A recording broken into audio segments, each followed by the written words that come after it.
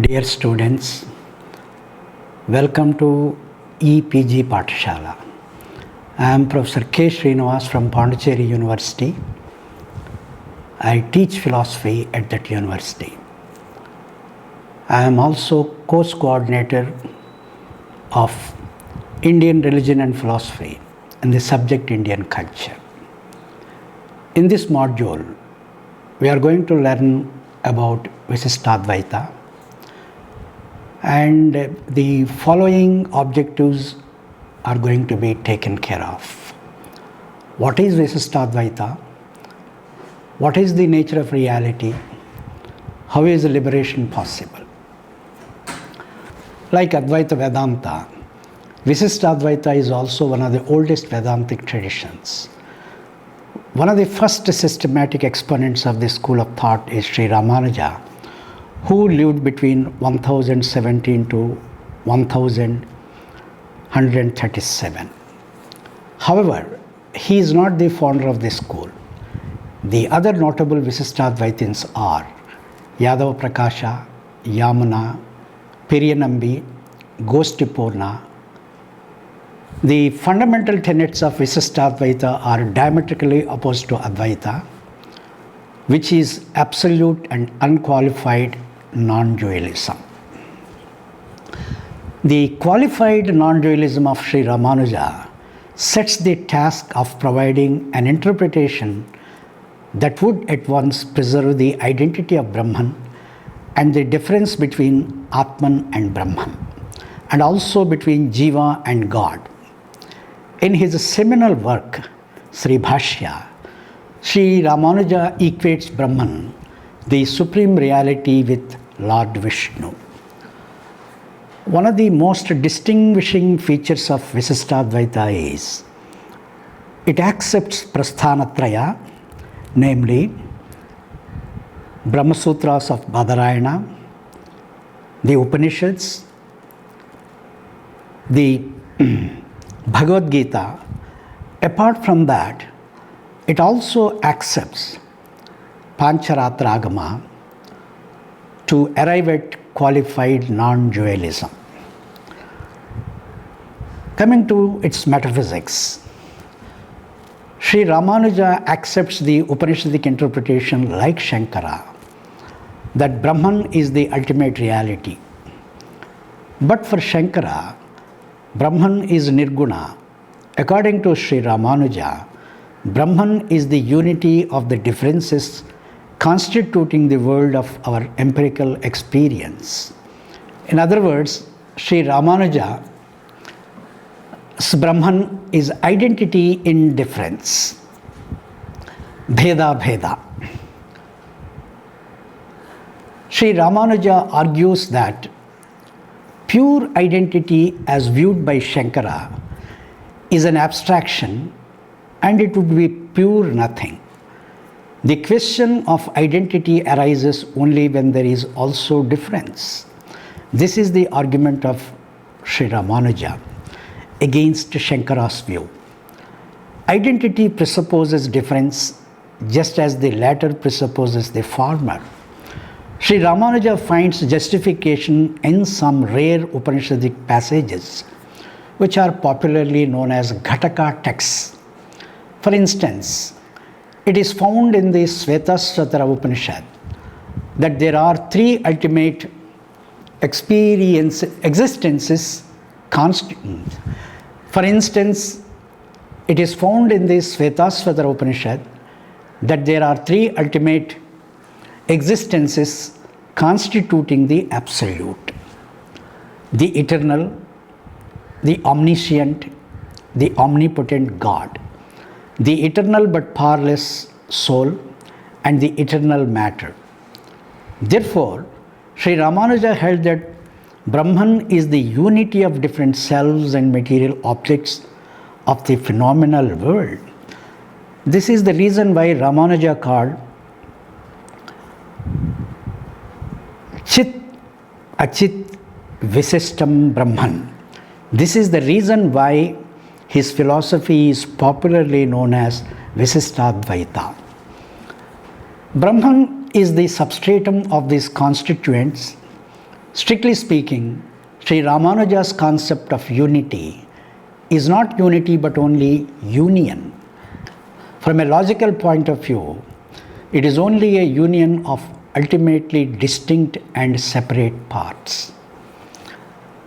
This is clear from Sri Ramanuja's threefold categorical distinctions.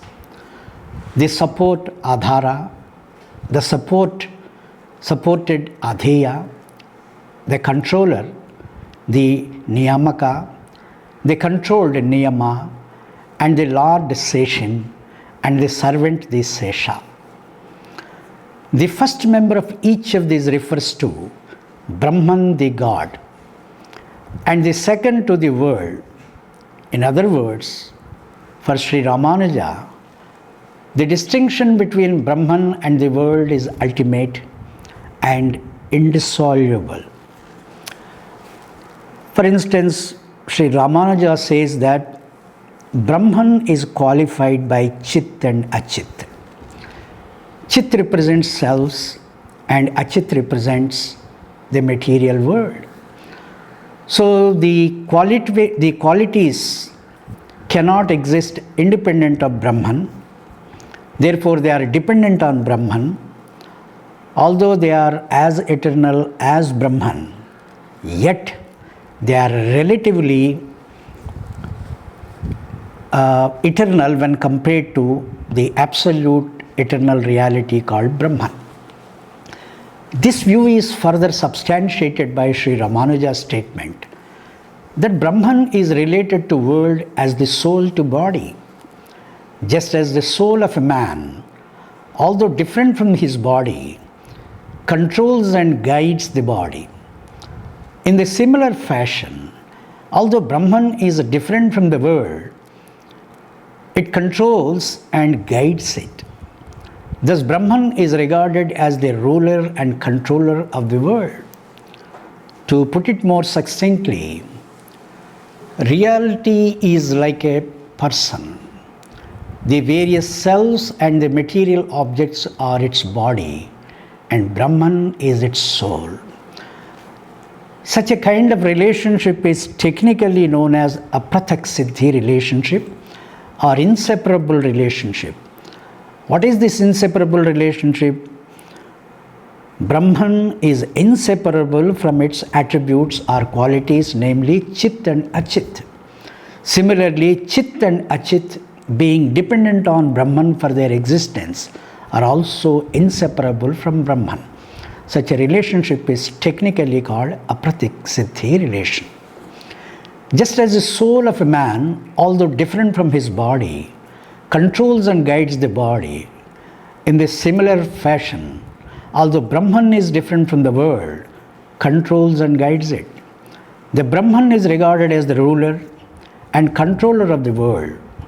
Apart from that, since there cannot be any genuine relation of any kind, whatever between two entities of which one is real and the other is unreal, from this it follows that the world of variety and multiplicity, in that it is related to Brahman, is real, although not independently real.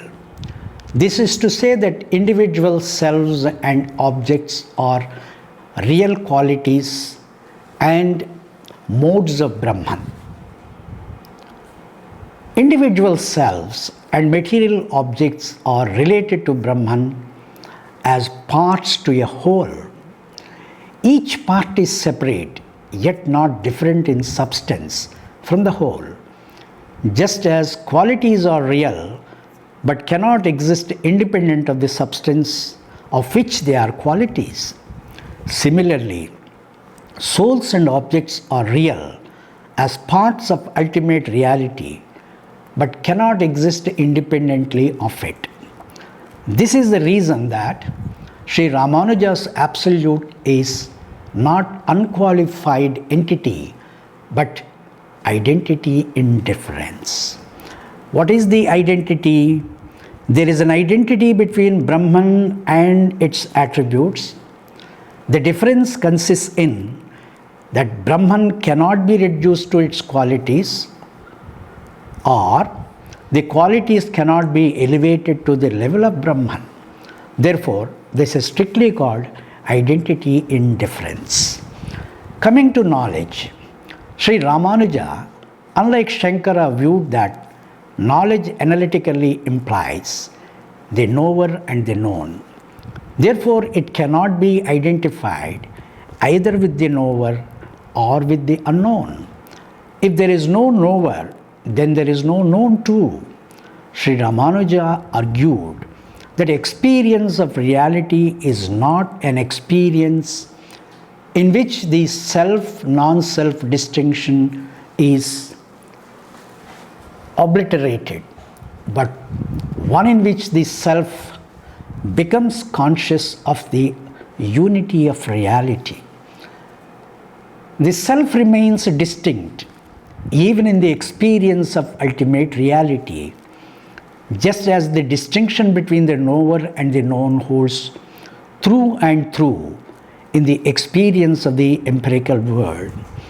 For example, in the process of perception, there is a polarity between subject and object. The subject perceives the object, yet the subject and object, they are independent of each other. Similar is the case with the knower and the known. The distinction between the knower and the known continues to exist in the empirical world according to Sri Ramanuja. The concept of attribute consciousness, dharma bhuta jnana, is one of the most central features of Ramanuja's Visishtadvaita. According to this view, consciousness directed towards the objects as a quality dharma of the Atman. To illustrate this point, one has to understand that one's perception of an object has three factors. To illustrate this point, one has to understand that one's perception of an object has three factors. What are these three factors?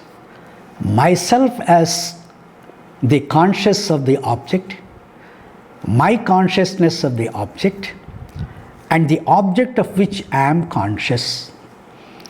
My consciousness of the object reveals itself to me, but not to itself. If it reveals itself to itself, it will be a person or ego or an I. But my consciousness of an object cannot be treated as a person. To claim that I know the object is the same as saying that I know the object. Cognition and the cognition of that cognition are the same, for cognition is self-revealing. No other light is needed to reveal the presence of a light. So these three factors are very, very important according to Sri Ramanuja when he was trying to highlight the nature of dharma bhuta jnana.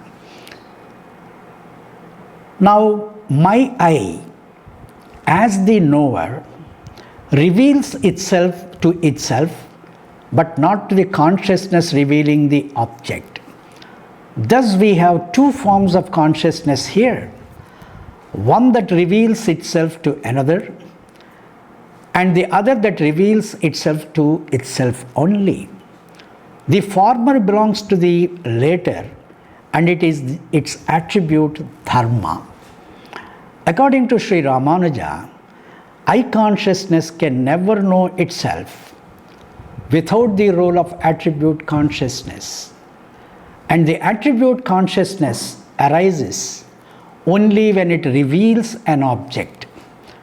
Therefore, I can know itself when it knows an object.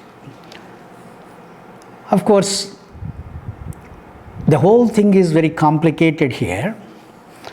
In the case of Advaita Vedanta, the knowledge and Atman are inseparable from each other. Knowledge cannot be a dharma of Atman or Brahman, for knowledge is part and parcel of Brahmanatman. But in the case of Visishtadvaita, Sri Ramanuja holds that Atman as a self is different from its quality called knowledge. Therefore, knowledge becomes the dharma and its substratum is Atman. Therefore, this distinction is throughout maintained by Sri Ramanuja in his epistemology. That is the reason the notion of dharma-bhuta jnana acquires importance in his epistemology. Further, it must be noticed that Sri Ramanuja distinguishes between the consciousness that turned inward, pratyak, and that which is turned outward, parak. These two are called existential and attribute consciousnesses, respectively. These two, not only that, they are inseparable but also cannot work independent of each other. The existential consciousness, which knows itself only when the attribute consciousness also works.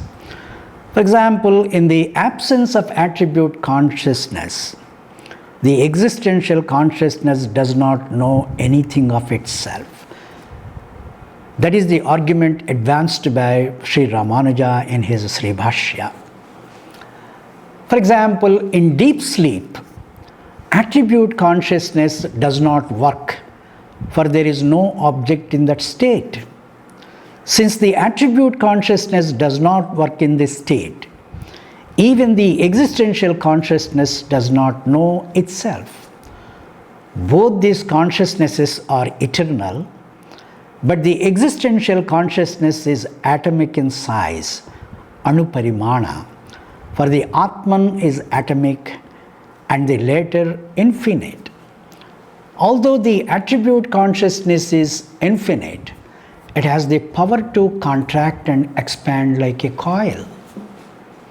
When it contracts completely, we do not know anything. If it contracts partially, then we have finite knowledge. If it expands completely, then we have infinite knowledge. The attribute consciousness is substance, dravya, although it is an attribute of Atman. Now coming to Sri Ramanuja's critique of Shankara's Mayavada, we have 7 important arguments advanced by Sri Ramanuja against Shankara's Mayavada. These 7 arguments are popularly known as the 7 great untenables Saptanubhupatti. They are as follows. The nature of Maya Avidya is ignorance. They are not two different things. The former is called cosmic illusion and the later individual illusion. Maya is basically understood in 2 different senses. In one sense it is ignorance, and in another sense it is the power of Brahman by which the empirical world is manifested. Sri Ramanuja's first objection is, if ignorance is what produces the world, where does ignorance exist? Certainly it cannot be said to exist in the jiva, for the jiva itself is produced by ignorance. Therefore, it is absurd to say that effect produces the cause. Similarly, it cannot be said that ignorance exists in Brahman, for otherwise Brahman cannot be omniscient. Normally we say that Brahman is omniscient, therefore there is no element of ignorance in Brahman. If that were the case, where does this ignorance exist? That is the question raised by Sri Ramanuja. The Advaitins do not have any answer to this question. The second objection is that if ignorance is the veil that conceals the real nature of Brahman, then Brahman cannot be self-revealing power. Not only that, Maya or Avidya can veil Brahman only when it forgets itself. But it can forget itself only when it is veiled by Maya and Avidya. This is another vicious circle. The third objection is that we cannot understand whether Maya Avidya is positive or negative. If it is positive, it cannot be destroyed by knowledge, as held by Advaitins. For instance, knowledge only recognizes the existence of the positive, but never destroys it. If it is a negative, it cannot combine itself with Brahman to produce the world. As a negative, it is only absence of knowledge, but absence causes nothing. Therefore, to say that Maya Avidya is both positive and negative is to uphold a self-contradictory position according to Sri Ramanuja. The fourth objection is that Shankara's Advaita considers ignorance as neither real nor unreal nor both, sadasat vilakshana. This is an absurd locution for Sri Ramanuja because such a locution violates the principle of non-contradiction, for it is inexpressible. Something is real or unreal, but it cannot be both and neither. It must be one of the two. The fifth objection is that the presence of Maya cannot be established by any valid means of cognition. Ignorance is absence of knowledge, and absence can never be perceived. To say that I perceive the absence of a rose on the table is as good as saying that I perceive the table, which exists as a positive entity. Maya cannot be inferred, for it lacks any peculiar characteristic. That is the reason why even Advaitins called Maya Anirvachaniya. If it is Anirvachaniya or indescribable, it cannot be inferred from anything. If it has any characteristic, then it must be a real entity. Then it cannot be called Maya. But according to Advaitins, it is not. It cannot be proved on the basis of scripture. According to the Veda, Maya is the mysterious power of Brahman. But for Advaitins, Brahman has no characteristic. Hence, it cannot have this mysterious power also. So, based on these 7 important arguments, Sri Ramanuja criticizes Shankara's Mayavada. Now, the Advaitic interpretation of avidya is such that it cannot be removed even by knowledge. What is this knowledge? It is the knowledge of Brahman that removes the ignorance which is responsible for the knowledge of the world. Now, does this knowledge of Brahman have Brahman as its object, or is it the knowledge or consciousness that is the same as the being of Brahman? According to Advaita, Brahman can never be the object of any knowledge. It is same as one's Atman. Even the second alternative also does not remove that knowledge of the world, which is due to ignorance.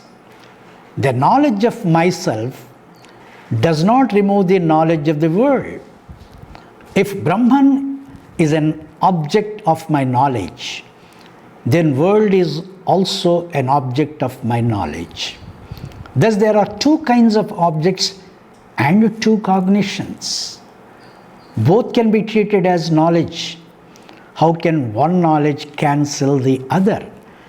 This is the argument advanced by Sri Ramanuja.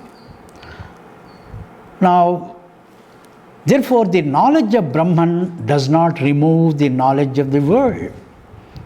Finally, if avidya is a positive entity, then its removal by knowledge is not possible. If ignorance means absence of knowledge of an object, then knowledge of that object removes that ignorance. If avidya is a positive entity, then it cannot be removed by knowledge. But according to Advaita, avidya is positive, therefore it cannot be removed. Now Sri Ramanuja's Brahman, unlike Shankara's, is a saguna. He rejects Shankara's distinction between nirguna and saguna aspects of Brahman, which I have already clarified. It is unity in difference and therefore contains within itself ultimate and indissoluble distinctions. The individual selves or souls and material objects of the world are related to Brahman as parts to whole. Brahman, in other words, is not qualityless, undifferentiated, but has real qualities. The three essential qualities or qualifications of Brahman are reality, that is Satyam, consciousness, Jnanam, and infinitude, Anantam. Sri Ramanuja holds that Brahman, God, is the creator, sustainer, and destroyer of the world. God creates the world out of his own will. But creation does not mean that creation is out of nothing. Since the souls or selves and matter coexist with God, creation means God's bringing the world of variety and multiplicity which they potentially present in him. God wills himself to be many and manifests himself as many in the form of animate and inanimate entities. Apart from that, creation is not an event in time in the sense of having an absolute beginning in time. The world goes through the cycles of evolution, srishti, and dissolution, pralaya, as per the will of God, who is the Lord of karma. At the time of dissolution, God withdraws world into himself. Even in the state of dissolution, individual souls and matter remain distinct in Brahman because individual souls, chit, and the world are eternal like Brahman. According to Sri Ramanuja, this Brahman is none other than Lord Vishnu. The souls or selves are subtle, sukshma, and infinitesimal, atomic, anuparimana, but eternal. The soul or self of Sri Ramanuja is not Atman, but only a jiva or empirical I, the ego. At the time of creation, God, by his act of will, manifests himself as souls and material objects. The kind of body that self receives depends upon its karma. However, God gives every self freedom of will. Therefore, he is not responsible for the good or bad karma of the individual. Like any other philosophical tradition, Sri Ramanuja too believes the law of karma holds good in the case of jiva, and each jiva is responsible for his or her own karma. Therefore, there is no interference of Lord in one's own karma. Now, the jiva or the self ends up in some kind of bondage. Sri Ramanuja holds that the self's bondage to the body is due to its karma. This karma is produced and sustained by the self's ignorance as to its true being. Ignorance makes self believe that it is identical with body or with some part thereof and develops desires and attachments to bodily existence. The general tendency of the self is to identify itself with non-self, makes it egoistic. Liberation from ignorance, karma and bondage is to be attained through karma, jnana and bhakti margas. Every individual should perform the rites and ceremonies in accordance with his social duties, varna dharmas, and station in life as enjoined by the Vedas. Therefore, the study of Mimamsa, whose objective is to suggest the right performance of rituals and duties, is essential for a Visishtadvaitin. Every individual interested in liberation must study the Vedantic texts in order to know who he or she is apart from the nature of the world and God intellectually. As a result of study and reflection, man comes to know that in reality he is not identical with his body or any other material entity, but a part of God himself, who is the creator, sustainer and destroyer of the universe. The spiritual aspirant must constantly remember God as his or her Lord and Savior. He or she should pray for God's mercy. The worshipper should completely surrender himself or herself to God for his grace. Such complete self-surrender is called prapatti. Unlike Advaita Vedanta, Visishtadvaita insists on Bhakti Marga as the sole path to liberation. Now, from this lesson, we come to know that the views of Shankara and Ramanuja with regard to the nature of ultimate reality are completely different. For example, in the process of learning this lesson, we came to know what is Visishtadvaita. It is Brahman which is qualified by Chit and Vichit. That is the reason we call this particular Vedanta Visishtadvaita Vedanta. What is the nature of reality? Unlike Shankara's Nirguna Brahman, Sri Ramanuja's Brahman is a Sagunatmaka, and this Brahman is equated with Lord Vishnu. Therefore, the ultimate reality is none other than the Lord Vishnu. How is liberation possible? Liberation is possible only through Bhakti Marga and also through the process of self-surrender, prapatti. Then only the grace of the Lord is possible. So for further information, for further knowledge, kindly go through the suggested readings and also the textual content. Thank you.